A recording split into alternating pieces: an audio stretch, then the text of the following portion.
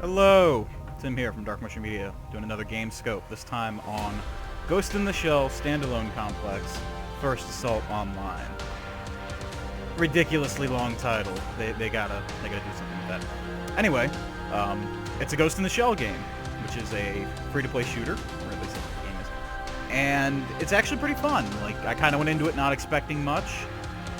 The Nexon, the people who own the IP for this, kind of known for pay-to-winness. It's kind of in the game, but it's not terrible, although most assume it's going to be. But as of right now, it's a pretty fun shooter, and as someone who likes the old Ghost in the Shell movie and series, I thought it'd be cool to look at, so that's what I'm going to do. This is the main menu.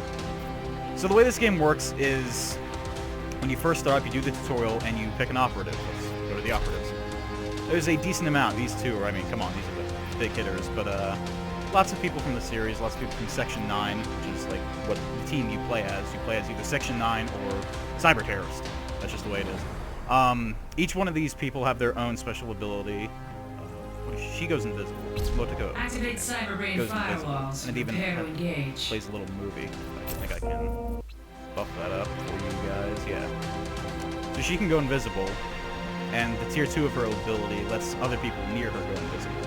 That's another cool thing about this game. The way the skill system works is some of the abilities, your teammates can use them once your team has gathered enough intel, kind of like progressed enough in the match. Really, it's interesting. It's been done before, but they do it pretty well on this. She's the one I've been using. She was my first pick. I just recently unlocked Bato, which is this bad dude. And his ability is to legit shoot rockets from his arm. Look at that. It's beautiful. And each of the operative screens have a little bit of background fluff about all the characters. It's kind of cool to see if you're a fan of the anime. Thought so. You don't give a fuck. You don't give a fuck. Oh, you don't give a fuck. Anyway, so decent amount of guns, not a whole lot. I have 3 at my disposal. There are more here. You can unlock them with GP, which is like the in-game currency, which you can buy. Actually, you can't buy it right now, but you're going to be able to. But you can buy different tiers of packages in the Steam store. This is all through Steam. Anyway, markets, there's no skins or anything, but clearly it's coming. It's going to be a heavily microtransaction-filled game, so it's best you know that going into it.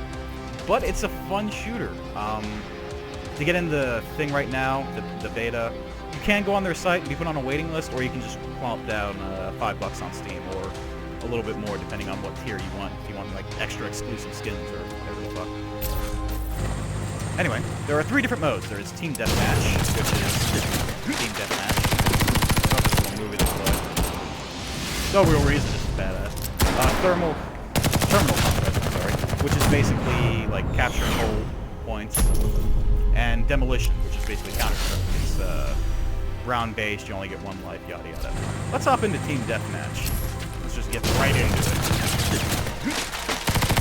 The thing this game has going for it the most is the atmosphere, and just it's Ghost in the Shell. Like, people are kind of disappointed with it because they wanted like an actual like story-driven game, which this doesn't really have. They're talking about implementing co-op later on, which will be cool. But as of right now, it's just straight-up multiplayer, which I'm okay with. There aren't a whole lot of free-to-play shooters I like. I like Dirty Bomb. Off the top of my head, I named that. There's probably a couple others, but the free-to-play shooter market isn't as saturated as like the MMO. Oh, I got this. Ooh, vicious. Bodies do come apart. You can blow people's heads off. You can get shredded. I just got killed, so nothing exploded on me. I'm just using the standard assault rifle with my luxury early access skin. Isn't it so fun? There are server hiccups where the game will just freeze for everyone for half a second. Really fucking annoying. There actually seems to be more of them today than there were like 2 days ago when I first got the game. Okay, that guy went invis. I'm gonna do the same. Can still see people when they're invis. It's a little bit harder. Nades are a thing. Very effective there. Well, there's a rocket. Now, when you're on the terrorist side, you just kind of look like generic terrorist number 2, but you still have some. You still pick your abilities, and depending on what you pick, that's or what character you pick, that's the ability you will have as a terrorist. Actually, now that I think about it, I've never been a terrorist. Maybe it's just your Section 9. It makes much more sense. It's actually kind of cool. I'm gonna die here. I don't even care. Oh my god, how am I not hitting him? There we go. That was my fault. That was not. The hitboxes are a little wonky right now. The game is, it's definitely a work in progress. There's no, they're not putting up a fight about that or anything. It really shows. Man, I'm actually doing alright. Right place, right time, I suppose. But yeah, what you see right here is pretty much what you get. It's going to be a free-to-play game, so if the idea of paying to play an early access game bothers you, which it should, to a certain degree. I like Ghost in the Shell. This looks like something I liked, or I would like, and I do. So I'm happy I did. But if it's something that bothers you, it's going to be free-to-play. You just have to wait a while. Well, actually, I had a rule. I'm dead, so it doesn't matter. So if the whole paywall to play early bothers you, just, you know, wait. Or you can go on, I think it's Nexon's website, and sign up for a beta. God damn, didn't even see him there. I don't even know if he was invisible. No, he was invisible. I'm gonna switch to the SMG, so when I die next time around, I'll have the SMG just give you a look at the different weapons. Was that a... No. Go ahead and activate this. See, she can skill sync with me right now. No! MU lags. Ah, I got 2 of them. But yeah, not a whole lot of depth to it as of right now. I mean, there are the different abilities, a few different guns. It's interesting. It has... I don't want to say it has potential. It does have potential, but that's kind of like a generic thing to say nowadays about early access games.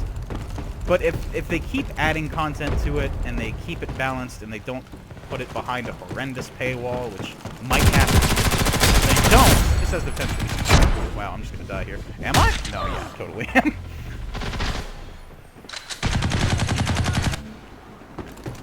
The maps are decent. I don't know what's going on with those propellers over there, but I should just throw a grenade. Oh, I actually think I got that out. But I didn't kill him. Upsetting. Game's actually kind of close right now.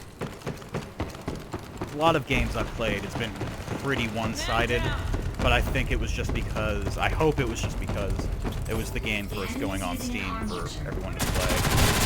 And matchmaking would probably be a bit wonky because of that. I should have just went invis. I'm just playing this by myself online, so I'm not really communicating with my team. But I imagine if you get a few buddies together and, like, you know, pick your characters properly and do the best kind of skill thinking you can do, there's a lot of potential with that, a lot of cool teamwork aspects to it, but I have not been doing that. I've kind of just been playing it online. But it's fun. Like, I like it. It's, kind of generic, at least in the game aspect is kind of generic. It's got the skill thing going for it, so that's kind of cool. And just, it's got a cool atmosphere. A lot of people compared it to Black Retribution, a free-to-play game came out 3 years ago. That's a fair assessment. They're both kind of cyberpunky, but I think Ghost in the Shell is kind of, you know, it's an established thing. I think the first movie came out in, like, 95, mid-90s, somewhere around there. And then the show was late 90s, early 2000s. So it's been established. Like, if you've watched that stuff, this is all very familiar looking. Ooh! And as you can see, you can just get straight up liquefied. Yeah, they're gonna win this, but I'm having fun with these. Alright, I'm gonna skill sync with this guy and go invis on his thing, and I still have my invisibility. Wow, I actually killed this guy. Somehow I got a headshot. I feel like I didn't deserve that headshot. Obviously, when you're invisible with this ability, whenever you shoot, you become visible. Kind of like Crisis, if you will. The game doesn't look bad. It doesn't look amazing, but it has... It's the art style. It looks good, but it doesn't look, you know, graphically it doesn't look amazing. Wow, actually. Man, I am just owning with this thing. I could use the SMG more often, apparently. What? Teammates scurrying me. Oh, and that was the last. No, I wasn't the last. All remaining units, get out of there. The mission is a failure. That's pretty close, though. That's fun. I mean, this is it. This is Ghost in the Shell Standalone Complex First Assault Online. Please change the name. It's just dumb. Alright, you can kind of get a feel for the experience system here. Every time you finish a match, whether you win or lose, it's kind of like Payday 2 in that, you know, you just get three random things to choose from. What did I get? Impact Damper. Which actually I need to equip a mod, so we'll go into that in a second. You see you can progress towards unlocking stuff and attachments. I got a new Cyberbrain unlock, so I can equip something in there, but I think I don't have any Cyberbrain stuff. Huh, I thought I had a kill death. Well, it has this. I guess that means I did well. Alright, let's leave this lobby and take a look at the menu one last time before I get out of here. Alright, operative. Info. Activate Cyberbrain firewalls and prepare to engage. Yeah, I only have physical upgrades. So there are these upgrade slots which give you kind of like side grades. These can be bought with in-game currency, or you just get them as random drops at the end of the mission. So I've got 2 of these. Reload. Make your overall reload speed. Yeah, sure, why not? Drag that. Wait, do I just drag it?